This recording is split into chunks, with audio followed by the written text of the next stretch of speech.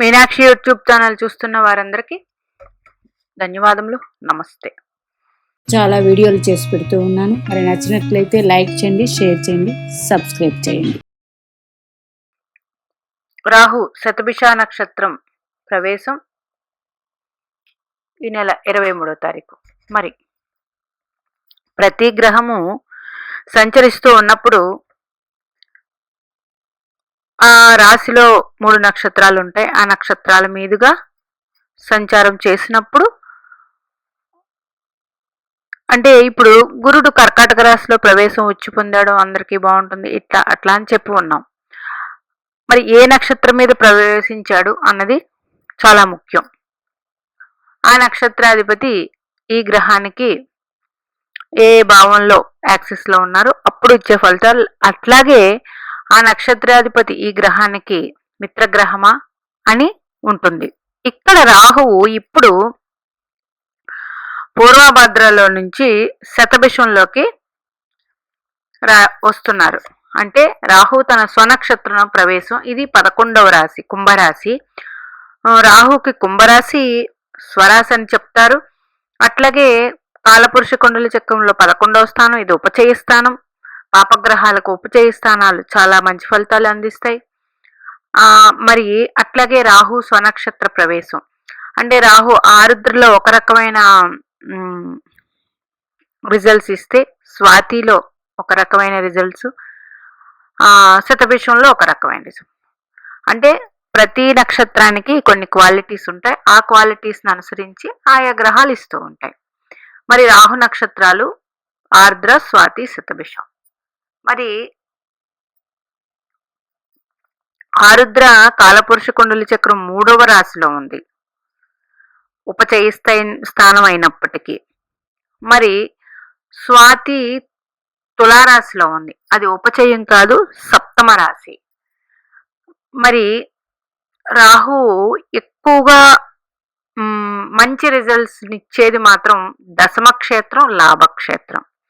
అంటే లాభంలో శతభిష నక్షత్రం ఉంది, కాలపురుష కుండలి చక్రానికి అది ఉపచయ స్థానం. మరి శతభిషంలో వచ్చినప్పుడు ఎలాంటి ఫలితాలు ఉంటాయి చూడండి. రాహువు తన నక్షత్రం రావడానికి 18 సంవత్సరాలు పడుతుంది. ఇప్పుడు శతభిషంలో రావడానికి 18, అంటే 2007 సంవత్సరంలో శతభిషంలో ఉన్నారు, మళ్ళీ 18 ఏళ్ళకి శతభిషంలోకి వచ్చారు. మరి ఇప్పుడు శతభిషంలో ఏమి రిజల్ట్స్ ఇవ్వబోతున్నారు? కాలపురుష కుండలి చక్రంలో ఇది 11వ రాశి, ఉపచయ స్థానం. రాహు అంటే కలియుగంలో చాలా ప్రధానం ఉందండి రాహుకి, ముఖ్యంగా ధనంకి, అట్లాగే టెక్నాలజీకి, అట్లాగే మనీ, ధనం. ఇది కామ త్రికోణం యాక్టివేట్ అవుతుంది. ధర్మ, అర్ధ, కామ, మోక్ష రాశులు అంటాం కదా. 11వ రాశి కామరాశి. అంటే 3, 7, 11 ఇవి కామరాశులే. మిథునం, తుల, కుంభం. ఇందులో 11 ఉపచయంలో, ఉపచయ స్థానంలో టాప్ అన్నమాట. అందులో రాహుకి 10, 11. 10 టాపు, 10 తర్వాత 11 అత్యంత టాప్ అన్నమాట. మరి ఇప్పుడు ఇట్లా ఉన్నప్పుడు ఎలాంటి ఫలితాలు ఇస్తారు? మరి ఇప్పటికే ప్రపంచంలో అంతా చాలా మార్పులు చోటు చేసుకున్నాయి, మనం చూస్తూ ఉన్నాము. ఇంకా ఎలాంటి తన సొంత నక్షత్రంలోనే ప్రవేశించినప్పుడు ఇంకొంత బలం ఎక్కువ ఉంటుంది ఈ రాహుకి. మరి అట్లాగే ఈ రాహు రాస్యాధిపతి అయిన శని భగవానుడు ప్రజెంట్ మీనరాశిలో సంచరిస్తూ ఉన్నాడు. రాహు రాస్యాధిపతి శని భగవానుడు మీనరాశిలో సంచారం చేస్తూ ఉన్నారు 2027 వరకు కూడా. ఈ మీనరాశి కాలపురుష కుండలి చక్రంలో చివరిది మోక్ష రాశి. మరి శని భగవానుడికి తన కారకా ప్లేస్ 8, 12 కారకా ప్లేస్ కదా. శని భగవానుడు తన కారకా ప్లేస్ లో ఉన్నారు. శనికి 12లో రాహు సంచరిస్తూ ఉన్నారు. మరి ఫలితాలు ఎట్లా ఉంటాయి? ఫలితాలు అనేటప్పటికి రాహు అంటేనే టెక్నాలజీ అండి. ఇప్పుడు ప్రజెంట్ ఏఐ నడుస్తూ ఉంది. ఇది ఇంకా ఈ మళ్ళీ శతభిషంలో వచ్చే వరకు చాలా ఏఐ అంతా ఇంకా అభివృద్ధి చెంది ఇంకా అభివృద్ధి చెందుతుంది. మొత్తం ఇప్పటి వరకు ఏ టెక్నాలజీ అయితే వాడుతున్నారో అవన్నీ చాలా మట్టుకు తగ్గిపోయి మొత్తం ఏఐ మీదే నడుస్తుంది. మరి ఏఐ అన్నది ఈజీయే కావచ్చు, కానీ అదే విధంగా ఎంత మనకి టెక్నాలజీ పెరిగితే అన్ని కష్టాలు కూడా ఉంటాయండి. అంతే జాగ్రత్తగా కూడా ఉండాలి. మరి మనం చూస్తూ ఉన్నాం, ఒక మనిషిని కృత్రిమంగా మన ఆకారమే తయారు చేస్తూ ఉన్నారు ఆ ఏఐతో. అట్లాగా ఏఐ అనేది మరి చాలా సినిమాల్లో ఈ పాటికే చూస్తున్నాం. రోబోటిక్స్ ఇవన్నీ కూడా పెరుగుతాయి. ఇప్పుడు ఇంకా పెరుగుతాయి. ఏది security system, cyber security, robotics, IT sector ఇవన్నీ కూడా ఈ రంగాల్లో చాలా చాలా చాలా మార్పులు వచ్చేస్తాయండి. ఇప్పుడున్న దానికి మరింత ఆల్రెడీ కుంభరాశిలో వచ్చినప్పుడే పెరిగింది, ఇప్పుడు మరింత పెరిగిపోతుంది. రాహుకి బలం ఏర్పడడం వల్ల కుంభరాశిలోనే బలం. మరి నెక్స్ట్ శతభిషంలో మరింత బలం పుంజుకొని ఆయన ఉంటారు. మరి వీటి వల్ల మనకి ఈజీ వే ఉంటుంది, అట్లాగే ఇబ్బందులు కూడా ఉంటాయి. ఇంకా ఇది రాహు ఇచ్చే ఫలితాలండి. ఇంకా మరి 12 రాశులకి చూసుకుంటే మేషరాశి వారికి లాభస్థానంలో జరుగుతుంది. ముఖ్యంగా రాహు నక్షత్రాల వారు ఎవరున్నారు అంటే ఆర్ద్ర, స్వాతి, శతభిషం. ఆర్ద్ర, స్వాతి, శతభిషం వీరి మీద ఎక్కువ ప్రభావం ఉంటుంది, ఎందుకంటే రాహు తన సొంత రాశిలో. మరి ప్రభావం ఉంటుందే, బాగుంటుందా లేదండి? ఇప్పుడు చాలా బాగుంటుంది. నెక్స్ట్ మేషరాశి లాభస్థానంలో జరుగుతుంది కాబట్టి కొత్త వ్యక్తులు, ఫ్రెండ్స్ అన్నా ఎవరైనా కొత్త వారు పరిచయం అవ్వడం, అట్లాగే కొత్తవి ప్రారంభించడం, ఇప్పుడున్న దానికి మీరు ఇవన్నీ కూడా చేస్తారు. మంచి ఫలితాలే ఉంటాయి. 11వ స్థానంలో రాహువు చంద్రరాశి నుంచి. మరి అదే 11వ స్థానంలో మీకు ఏదైనా గ్రహం ఉందేమో చూసుకోండి. ఆ గ్రహ దశ జరుగుతుందా, దాన్ని బట్టి కూడా మళ్ళీ రిజల్ట్స్ మారిపోతాయి. అంటే రాహుగ్రహం ఏదైనా గ్రహం మీదకి వచ్చి కూర్చున్నారా, ఆ గ్రహ దశ జరుగుతుందా, ఆ గ్రహ దశ మీకు మీ జన్మ లగ్నానికి బెనిఫిట్స్ ఇచ్చే గ్రహం అయితే మరింత బెనిఫిట్గా ఉంటుంది. కొంచెం ఇబ్బంది పెట్టే గ్రహం అయితే అంత బెనిఫిట్ ఉండకపోవచ్చు. నెక్స్ట్ వృషభ రాశికి దశమ స్థానం. ఇందాకే చెప్పాను,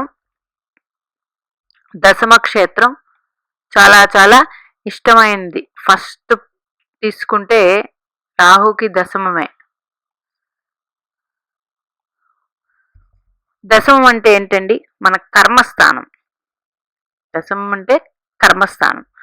మరి దశమ స్థానంలో సంచారం కాబట్టి ఉద్యోగంలో కొత్త దారులు రావడం, మంచి ఆపర్చునిటీస్ రావడం, అట్లాగే అందులో పేరు ప్రఖ్యాతులు తెచ్చుకోవడం. ముందుగా ఇందాక చెప్పుకున్నట్టు ఐటీ సెక్టార్ వారైతే మరింత ఇది. అట్లాగే మెడికల్ రంగం వారికి కూడా ఇందులో బాగానే ఉంటుంది. అట్లాగే ఇప్పుడు చెప్పుకోవాల్సింది, రాహువు శతభిషంలో రావడం వల్ల కొత్తగా మెడికల్ అనే కానీ ఏవైనా ఇప్పుడు మంచివి బయటకు వచ్చే ఛాన్స్ ఉంటుంది. మరి వృషభ రాశి వారికి ఇట్లా ఉంటుంది. ఇందాక చెప్పినట్టు మీకు దశమంలో ఏదైనా గ్రహం ఉండి ఆ గ్రహ దశ జరుగుతూ ఉండి ఆ గ్రహం మీదకి రాహువు రావడం వల్ల ఫలితాలు అనేది చూసుకోండి. మిథున రాశి భాగ్యస్థానం. మరి ఫారెన్ ట్రావెలింగ్ చేయటానికి, ఫారెన్ కంట్రీస్లో చదువుకోవడానికి వెళ్ళటానికి ఇప్పుడు సరైన సమయం, బాగుంటుంది. అట్లాగే ఫారెన్ కంట్రీలో మీకు ఏదైనా ఉద్యోగాలు రావడానికి ఇప్పుడు ఎలా చూసుకుందాం, మీ ఆ,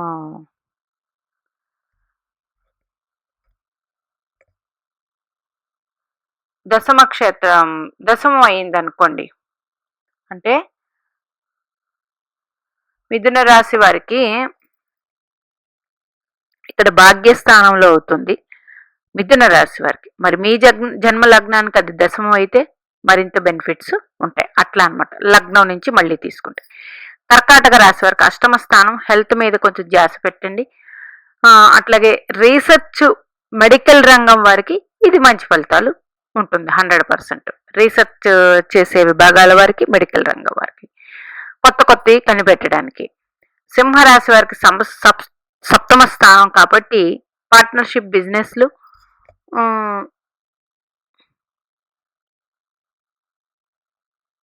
ఆ విషయాల్లో, అట్లాగే పార్ట్నరు ఈ విషయాల్లో. అంటే ఇక్కడ ఎలా తీసుకుందాం, సప్తమం కుంభరాశి అయ్యింది, సింహరాశి సప్తమం కుంభరాశి అయింది. మరి కుంభరాశి శని భగవానుడిది. ఇక్కడ శని భగవానుడి దిగ్బలం పొందుతారు కాబట్టి ఇక్కడ మంచి ఫలితాలే ఇస్తారు రాహు. ఇంకా కన్యా రాశి షష్ఠ రాశి, ఇది చాలా చాలా మంచిదండి. ఉపచయ స్థానాల్లో మరి షష్ఠ స్థానం కూడా గొప్పదే. మరి రాహు ఇక్కడ ఉంటారు, రుణాలు తగ్గుతాయి, ఆదాయం పెరుగుతుంది, ఏదైనా లోన్స్ కావాలంటే కూడా దొరుకుతాయి. అట్లాగే హెల్త్ విషయాల్లో బాగుంటుంది, శత్రువులు దూరం అవుతారు. మరి ఇది మంచి కాలం అని చెప్పచ్చు. తులారాశి వారికి పంచమ స్థానం, కొంచెం ప్రేమ విషయాలు వీటి మీద జాగ్రత్త ఉండాలి. అంటే పంచమం కోణం అయినప్పటికీ, అది కుంభరాశే కోణం అయినప్పటికీ కొంచెం జాగ్రత్త ఉంటే మంచిదే. ఇంకా వృశ్చిక రాశికి చతుర్థ స్థానం, ఇల్లు సుఖ సంతోషాల స్థానం, గృహం, వాహనాలు ఈ విషయాల్లో కొంచెం జాగ్రత్తగా ఉంటే మంచిది. మరి ధనుసు రాశికి తృతీయ స్థానం, ఇది ఉపచయ స్థానం కాబట్టి అన్నదమ్ములకి బాగుంటుంది, చిన్న చిన్న యాత్రలు కలిసి వస్తాయి, చిన్న చిన్న వ్యాపారాలు చేసే వాళ్ళకి బాగుంటుంది. మరి ఈ విధంగా ఉంటుంది. ఇవన్నీ కూడా మళ్ళీ చెప్తూ ఉన్నాను, మనకి ఒక గ్రహదశ నడుస్తుంది, ఏదైనా ఒక గ్రహదశ నడుస్తూ ఉంది. నడుస్తున్నప్పుడు ఇట్లా రాహు ఈ మనకి ఇలా చెప్పినప్పుడు చంద్రుడి నుంచి చెప్తూ ఉన్నాము. లగ్నం నుంచి చూసుకుంటే ఎక్కడైతే కుంభరాశి మీకు ఏ భావం అయిందో, కుంభరాశిలో రాహు ఉన్నారు, అక్కడ ఏదైనా గ్రహాలు ఉండి ఈ రాహు సంచారం జరుగుతూ ఉండి ఆ గ్రహ దశలు జరుగుతూ ఉండి మీకు ఆ గ్రహాలు అంటే మనకి ఈ మన జన్మ లగ్నానికి మంచి చేసే గ్రహాల, చెడు చేసే గ్రహాల, దాన్ని బట్టి మళ్ళీ ఫలితాలు మారిపోతూ ఉంటాయి. మకర రాశి ద్వితీయ స్థానం కాబట్టి ఇంట్లో ఎవరితో మాట్లాడినా, బయట ఎవరితో మాట్లాడినా 1-2 సార్లు ఆలోచించి మాట్లాడండి. ధన విషయాల్లో కూడా ఆలోచించి ఖర్చు పెట్టడం అవి చేసుకోండి. ఇంకా కుంభ రాశి వారికి కుంభరాశిలోనే మరి ఎక్కువగా రాహు అంటేనే లగ్జరియస్ లైఫ్, ఇవన్నీ కోరికలు ఇవన్నీ కదా. మీ ఎపీరియన్స్ కోసం మీరు చాలా ఫోకస్ పెడతారు, మంచి విషయాలే, మంచిదే. మీకు సమాజంలో ఒక గుర్తింపు వస్తుంది ఇప్పుడు. ఇంకా మీనరాశి వ్యయస్థానం కాబట్టి కొంచెం ట్రావెల్, ఫారెన్ కంట్రీస్ అలా ట్రావెల్ చేసినప్పుడు జాగ్రత్తగా ఉండాలి. ఏ పని చేసినా ఆలోచించి చేసుకోండి. అట్లాగే ఆధ్యాత్మిక విషయాలపైన కొంచెం దృష్టి పెట్టండి. ఆధ్యాత్మిక విషయంపై దృష్టి పెడితే మంచి ఫలితాలు ఉంటాయి. ఇవన్నీ కూడా మీకు ఇక్కడ చెప్పినట్టే జరుగుతాయంటే జరగవండి. ఎందుకు అంటే మనకి జన్మజాతక చక్రం ఒకటి ఉంటుంది, ఆ జాతక చక్ర ప్రకారం మనకి నడిచే దశ, అంతర్దశానాదులు ఇచ్చే ఫలితాలు ఉంటాయి. అట్లాగే ఇక్కడ చెప్తున్నదంతా చంద్రుడి నుంచి చెప్పడం జరుగుతుంది. మరి అలాంటప్పుడు ప్రెడిక్షన్స్ అన్నది మిక్సప్గా ఉంటాయి, ఇక్కడ చెప్పిన విధంగానే ఉండవు. కానీ ఒక గ్రహము ఒక రాశిలో సంచారం చేస్తూ ఉన్నప్పుడు మాత్రం ప్రపంచం మొత్తం మీద ఇలా జరుగుతుందని చెప్పడం 100% కరెక్ట్ అండి. అంటే ఇప్పుడు గురుడు కర్కాటకంలోకి వచ్చారు అంటే ఇది గురుడికి ఉచ్చ రాశి, మిథునం నుంచి కర్కాటకంలోకి వచ్చారు. ఉచ్చ రాశి అంటే సమాజంలో ఇలాగా ఉంటుంది. చతుర్థం కాలపురుష కుండల చక్రంలో చతుర్థ స్థానంలో ఈయన ఉచ్చ పొందుతారు. కాలపురుష కుండల చక్రానికి ఈయన భాగ్య వ్యయాధిపతి ఉచ్చ పొందడం. ఈ భావం మనం మిక్సప్ చేసి మనం ప్రపంచ విషయాలకు చెప్పు. ఇప్పుడు కుంభరాశి కాలపురుష కుండల చక్రంలో 11వ రాశి. 11వ రాశిలో రాహు సంచారం మంచిదని చెప్పుకున్నాం. ఏ విషయాలకి ఎలాంటి మార్పులు వస్తాయని చెప్పుకున్నాం. ఇవన్నీ మాత్రం 100% జరుగుతాయండి. గ్రహము ఎందుకంటే గుర్తుపెట్టుకోండి, ఇప్పుడు మనము ఒక ఊరికి వెళ్తాం. ఒక వ్యక్తి అంటే మన ఊరు వదిలి, మన సొంత ఊరు గ్రామం వదిలి ఉద్యోగం కోసమో వ్యాపారం కోసమో వెళ్తాం. అప్పుడు పరిస్థితులు ఏంటి?